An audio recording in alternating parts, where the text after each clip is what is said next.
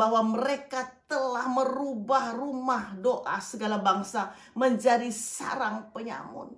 Hari ini ku bersyukur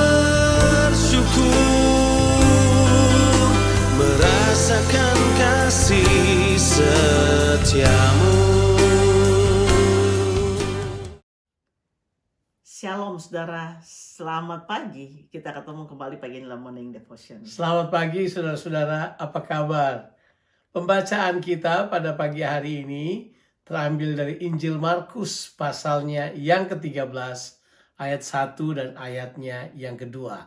Demikianlah firman Tuhan. Ketika Yesus keluar dari bait Allah, seorang muridnya berkata kepadanya, "Guru, lihatlah betapa kokohnya batu-batu itu dan betapa megahnya gedung-gedung itu." Lalu Yesus berkata kepadanya, "Kau lihat gedung-gedung yang hebat ini? Tidak satu batu pun akan dibiarkan terletak di atas batu yang lain. Semuanya akan diruntuhkan." Saudaraku, pembacaan kita hari ini sampai pada bagian Injil Markus yang mengisahkan pengajaran, saudaraku, nubuatan yang akan terjadi di akhir zaman. Untuk mendudukkan pembacaan kita pada konteksnya, maka kita harus melihat ke belakang pada narasi Markus yang secara gamblang menunjukkan konfrontasi Yesus pada sistem penyembahan dalam bait suci. Dan pada kemunafikan juga penyelenggara daripada bait suci, yaitu imam-imam kepala serta ahli-ahli Taurat. Saudara, ayat 1 mengatakan ketika Yesus keluar dari bait Allah.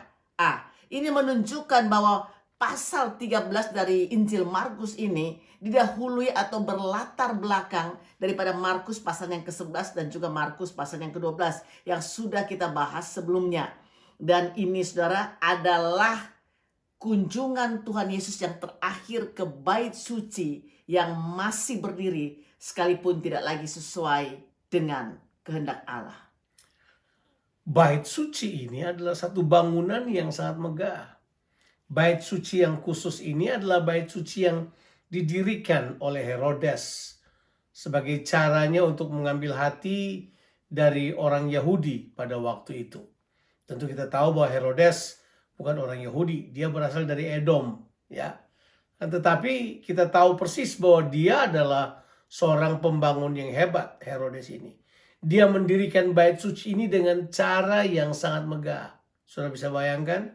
Di tahun itu, kurang lebih 2000 tahun yang lalu, ya sudah bisa bayangkan, itu berdiri suatu gedung yang megah, yang indah, yang di dalamnya terbuat dari batu yang berwarna putih, ya, dan kemudian dilapisi dengan emas, perak, dengan cara yang luar biasa.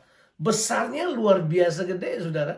Itu besarnya diperkirakan, ya, itu dia punya panjang itu 100 meter lebih. Tingginya kira-kira kalau ukuran lantai masa kini kira-kira 15 sampai 18 lantai. Dan batu-batu yang waktu dipakai untuk membangun itu luar biasa sekali besarnya. Ada batu yang panjangnya itu kurang lebih 13 meter. Sudah bisa bayangkan. Tingginya kurang lebih 5 meter, tebalnya 4,5 meter. Beratnya kira-kira 500 ton. Sudah bisa bayangkan, it's a big stone. Makanya di sini dibilang, murid Yesus begitu terkagum-kagum dengan bangunannya. Mereka tidak bisa melihat jauh lebih dalam. Padahal Yesus, dia tidak melihat kebesaran atau kehebatan gedung yang besar ini. Dia melihat tujuan dari gedung itu dibangun. Dan dia telah melihat ada penyakit kanker rohani yang sangat berat di dalamnya. Dia melihat menembusi kemegahan bagian luarnya. Dia melihat kebobrokan dan korupnya sistem penyembahan dan para penyelenggara penyembahan di dalamnya. Yaitu imam-imam kepala dan para ahli Taurat yang bobrok dan korup. Ya, saudaraku, Yesus menjawab pertanyaan dari murid-muridnya dengan berkata, "Kau lihat gedung-gedung yang hebat ini.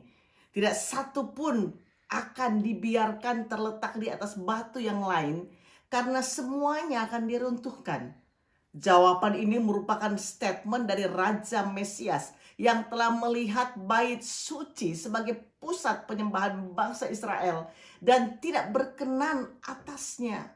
Saatnya harus dihancurkan. Bukankah Yesus telah mengatakan bahwa mereka telah merubah rumah doa segala bangsa menjadi sarang penyamun? Saudaraku, statement nubuatan inilah yang menyebabkan pemimpin bangsa Israel menghukum Tuhan Yesus dengan hukuman mati. Sangat menyedihkan sekali, saudaraku. Tapi bagi bait suci yang lama ini adalah akhir yang tragis daripada pola perjanjian lama yang berhenti untuk digantikan dengan penyembahan yang baru dari bait suci yang baru menurut perjanjian baru, yaitu kita orang yang percaya. Yesus sekarang datang dan mengatakan bahwa bait suci ini akan runtuh. Saya bisa bayangkan itu. Orang lagi mengaguminya, seperti yang tidak mungkin hal itu terjadi. Sebab ini merupakan pusat penyembahan yang sangat luar biasa. Tidak mungkin itu runtuh. Tapi Yesus mengatakan dia bakal runtuh.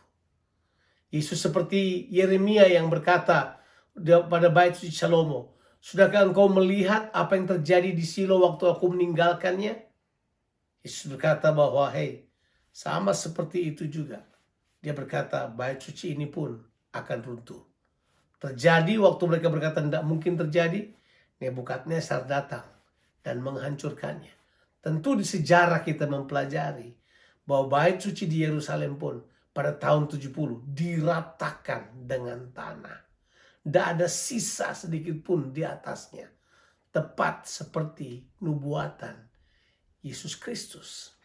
Permulaan dari semuanya dimulai dengan ini. Bahwa Tuhan Yesus ingin menggantikan penyembahan yang salah yang terjadi di bait suci Yerusalem dengan bait suci yang sebenarnya, yaitu kita sebagai umatnya. Amen. Dan dengan penyembahan yang murni yang lahir dengan pola perjanjian baru, di mana Tuhan berdiam bersama dengan kita, bahkan berdiam di dalam kehidupan kita. Tuhan Yesus telah merencanakan ini dengan baik. Dia sedang mempersiapkan sebuah bait suci, yaitu gerejanya, yaitu saudara dan saya. Saudaraku, kita percaya di mana Alkitab katakan dalam 1 Korintus 3:16, "Tidak tahukah kamu bahwa kamu adalah bait Allah dan bahwa Roh Allah diam di dalam kamu?" Kita adalah bait Allah, tempat kediaman Allah. Saudara, Roh Allah berdiam di dalam kehidupan kita. Tuhan Yesus berkati saudara sekalian. Have a blessed day. Amin.